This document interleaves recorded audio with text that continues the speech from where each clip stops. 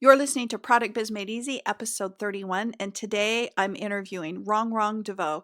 She is an illustrator who was born and raised in China and has been able to scale her business to working with brands like Chanel, Louis Vuitton, Shiseido, L'Oreal, Armani, Fendi, and more. So I hope you'll stick around because this is an awesome interview.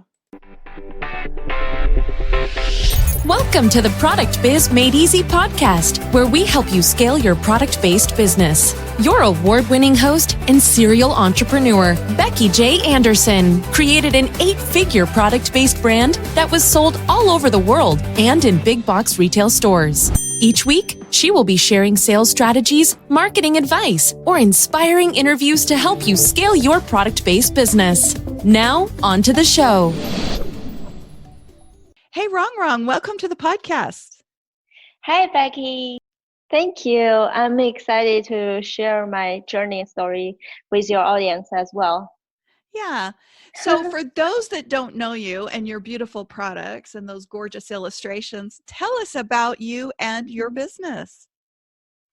My name is Rongrong Devoe. My business is called Rongrong Illustration.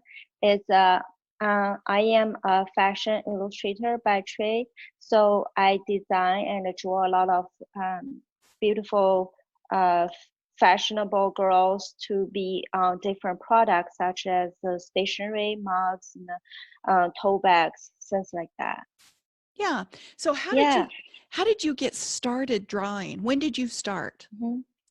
I always so since I was a kid, my parents just start sending me to those art school and just let me learn how to draw. And my dad, he is an interior designer, so he also an artist.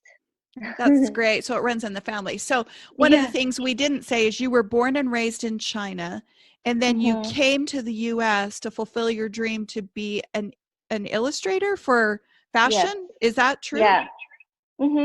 Yeah, it is. I graduated from college in Shanghai, and I want to do something with art. At that time, China, it couldn't be a full-time artist in China. There's just not enough market. And I did my research. I found there's a great environment in US that you can work as an artist. And I also want to do something with fashion because I love beautiful clothes and then just those beautiful designs. So I applied a Fashion Institute of Technology in New York, and I just packed my bag and moved to US to That's study. fabulous. So then you started studying how to Yeah. illustrate fashion and designs there. So Yes. how did you get your real start there? I heard the story about how you went and drew illustrations at Fashion Week for free to get your foot in the door. Tell us that story. I think it's an incredible story. Thank you.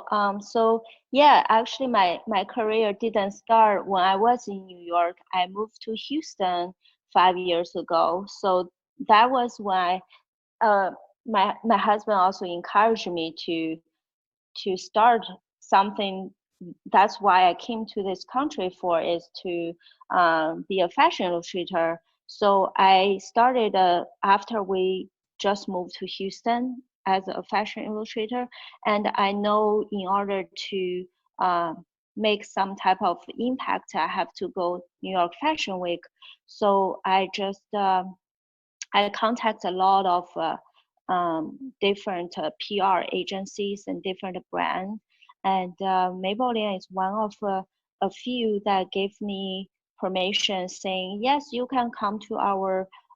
So Maybelline at that time they have a beauty lounge, which is they provide this space for influencers, reporter, journalists to come and have a break before the shows and also get some their makeup touch. Yeah, I went there. They didn't know what I would be doing. They thought I'm just one of a blogger or something. And I just bring my markers and I sit down. I ask the PR girl who worked for Maybelline. I just said, okay, I'm an illustrator. Can I just sit here and draw these people for free if they like? And I think it's a great addition activity for Maybelline to as well, so they didn't reject me, and that's how I get started. That's interesting that you had already moved out of New York when you did the Fashion Yeah. Week. So you flew back to New York to do this. You guys, this is hustling at its finest and really trying to work and hustle to get your foot in the door there, to go do that and do it for free. But it opened up Maybelline as an account for you. But then what other big brands have you done since? I think the listeners are going to be very impressed with what doors this opened for you. Since then I have worked with a lot of beauty and fashion brands. For example, Chanel, Louis Vuitton, and Shiseido, L'Oreal, and some fashion brand like Armani and Fendi. Those type of clients I have worked with. Yeah. So you illustrate their products or their fashion on these models that you draw. They sometimes hire me to their events as activity like I can draw a person around 5 to 10 minutes, and that's a great event activity for the brand to provide to their guests. So I work with them on type of jobs like that. It's called a live sketch. I also work with them as PR campaigns or ads campaign or packaging. It's a variety of projects. So that one opportunity opened the door for you. So do you reach out to them and offer to do that, or do they? How do they find out about you? They find out from me through Instagram, and also they find me through word of mouth, because I've worked with one brand, and then they will refer me to the PR girl has multiple different brands to work for. So they just you just have to do good job on one project and then snowball. Yeah, I think it's great that I think it's great that Instagram has been such a marketing tool for you. And what I'm so amazed that you can draw those beautiful illustrations in 5 to 10 minutes. That blows me away. Thank you. It takes a lot of practice. Yeah, and then you're able to draw whatever the models are wearing on those illustrator on the women that you're drawing. That's just it's amazing to me. So I love how you've taken your love of art and turned it into a business that is booming. So you're doing a lot with licensing, and that's part of why I wanted to have you on the show, so you could share that story of how you got into licensing. So I first learned about licensing is 3 years ago.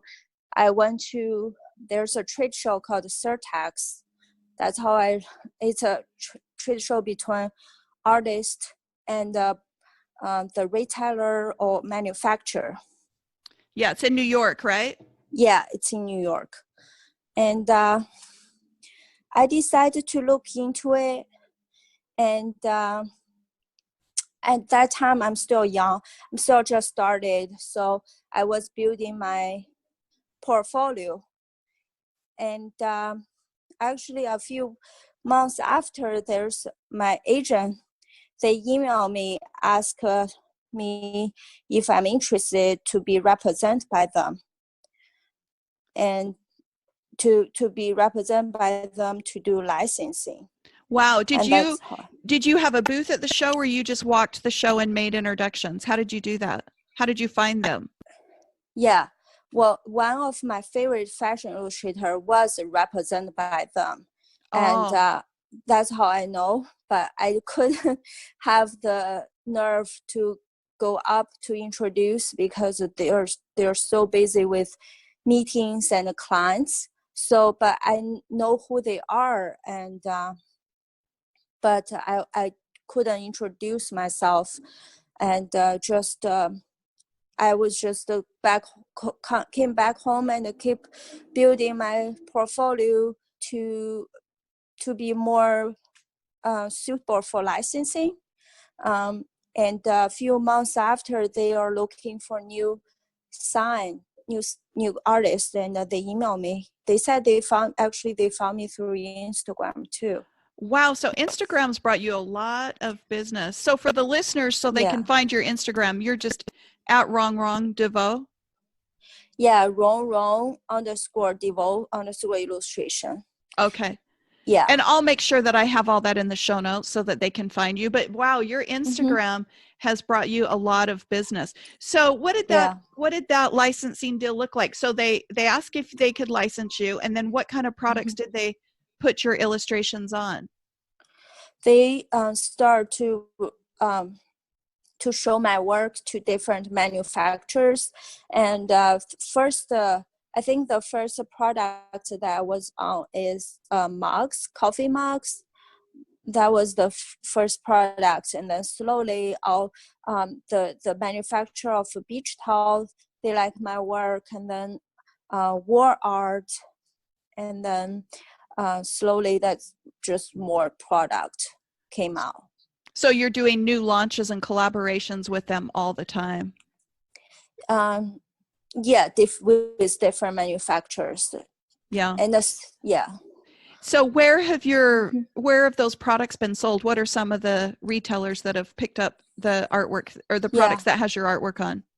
Well, there's like TJ Maxx, Marshalls, and Michael, Hobby Lobby, and Joanne. Those are some big ones, and the Burlington style. Yeah. And soon we'll have some product in Macy's as well. Wow, that's incredible. And that's all just from going to that trade show and finding someone to licensing you, or actually just even being visible on Instagram, making the contact, but then being visible on Instagram. Yeah, honestly, I feel to just get your art out there as much as you can, more eyeballs and more fans. That's a great asset for either agency or retailer to pick you up. Like, because they'll see. Yeah, they'll see how many people like your stuff. And your stuff is so darling and perfect for the mom and the young women that I can see that it having a great big following. So in addition to doing licensing and selling your products to retailers, what other ways do you sell your products? And what kind of products do you offer individually that aren't through a licensee or through retailers? Well, I sell my own design online.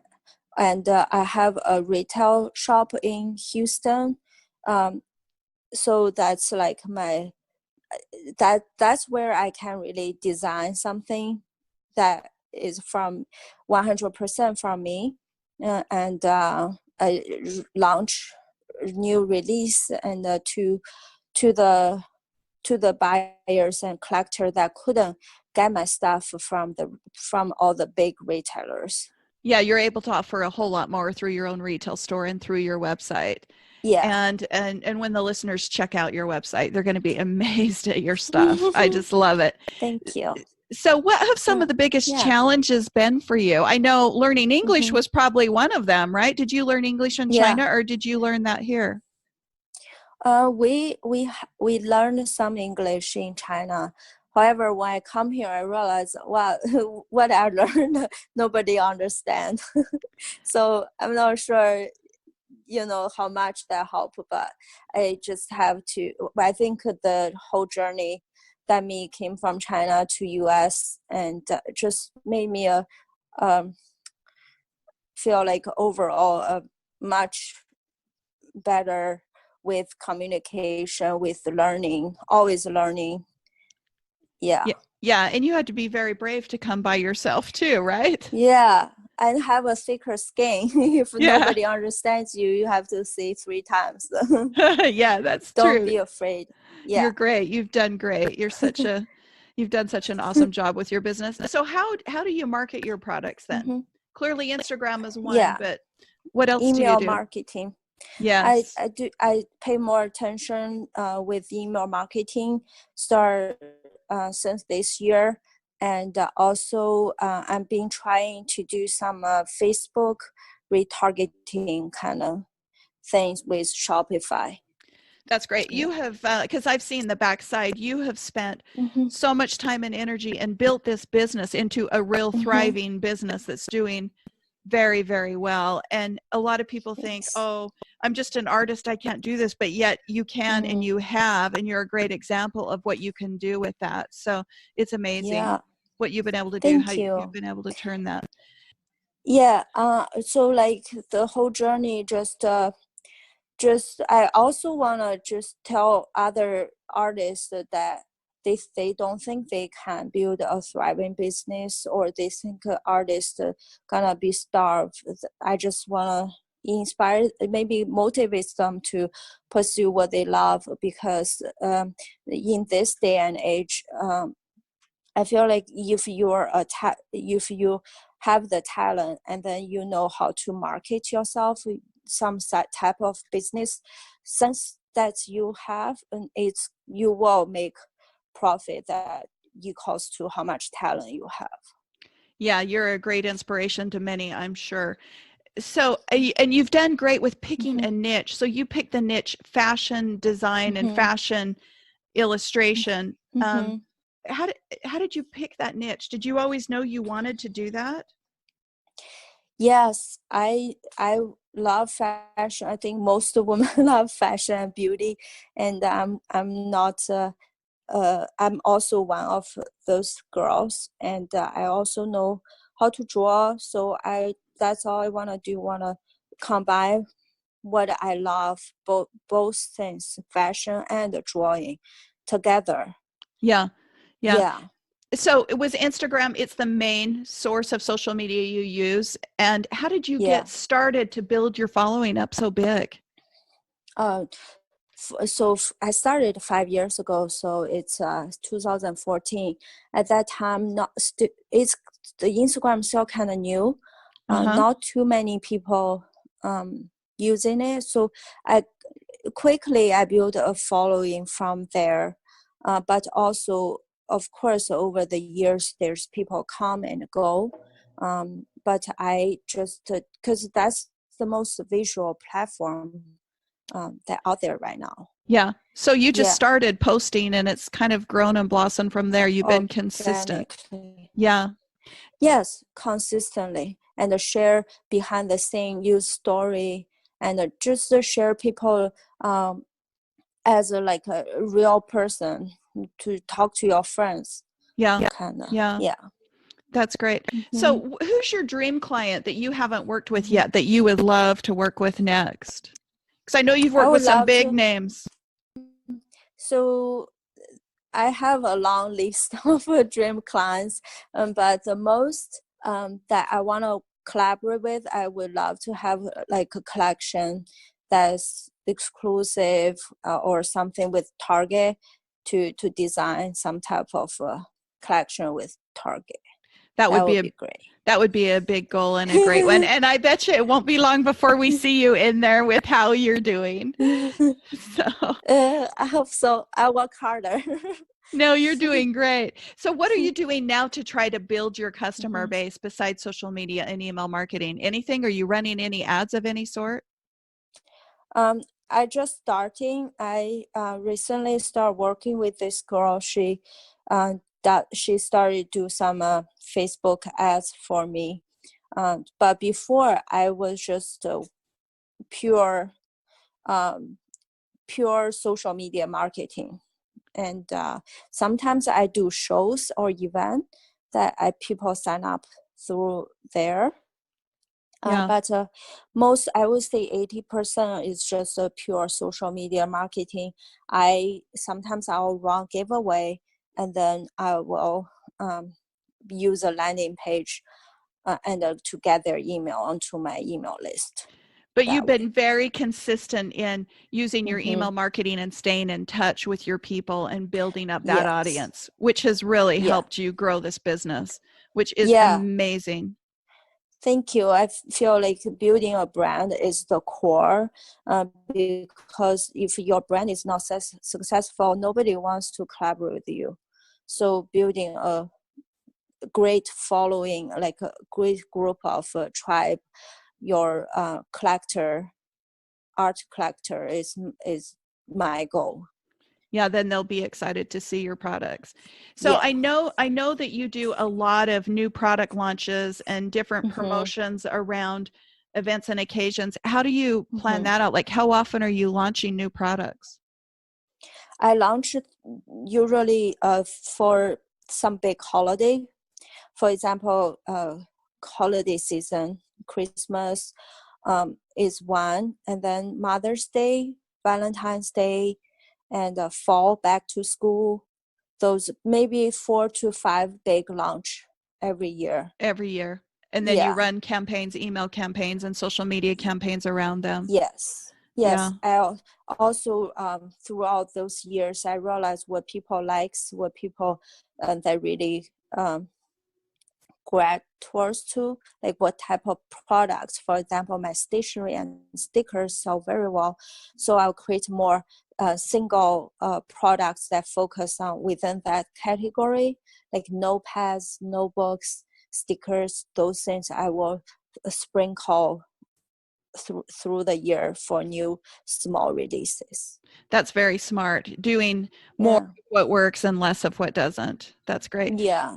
So Rongrong, where are we going to see your company in 5 years? Where do you expect to see it? Besides in Tarka, which I know you will be.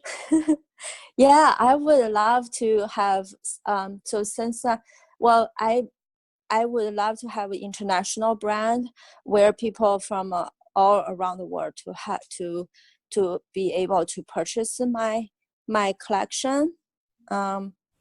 That's what big component was through the licensing to help me get there. But also I will continue build my brand as like a household name. When the ladies think about holiday gift, birthday gift, they will think about Rongrong. That's great. And you know what? I want to say one thing that we haven't talked about that the listeners I think are going to be surprised. You have built this great big business without a lot of employees, because you told me you want to be able to focus on your work and not manage people. So you have outsourced most of the jobs where, as a business starts to get the size of yours, people would bring employees in-house. Do you want to tell us about that? Yeah, I want to have multi-million-dollar business, but with very few like people. I don't want to have a whole office of people I have to manage. And I read a book called $1 Million One Person, some type of book that is talk about you can definitely be one person running multi-million-dollar business, and that's my goal. I want to be able to outsource contractors, and I can free up my time to focus on drawing and the creativity. And I love it that you've been able to do that. And I knew you had done that because I've worked with you, but it's like she has literally outsourced everything that you would normally hire an employee for and been successful with it, so she can focus on what she does best. It's like working in her zone of genius all the time. So Rongrong, I'm so proud of you, and what a great business you have built. And I'm hoping everybody will go over and check it out and see what you're doing for all of your holiday promotions. So tell the listeners where they can find you. They can find me from my website. It's called shoprongrong.com, and they also can find me on Instagram, where is my most active platform. It's called Rongrong_Devoe_illustration. That's the two places. That's great. Rongrong, thank you. Thank you so much for spending time with us today and sharing your business. Thank you so much, Becky. It was a pleasure chatting with you and share all this to the listeners. All right. Thank you. See ya.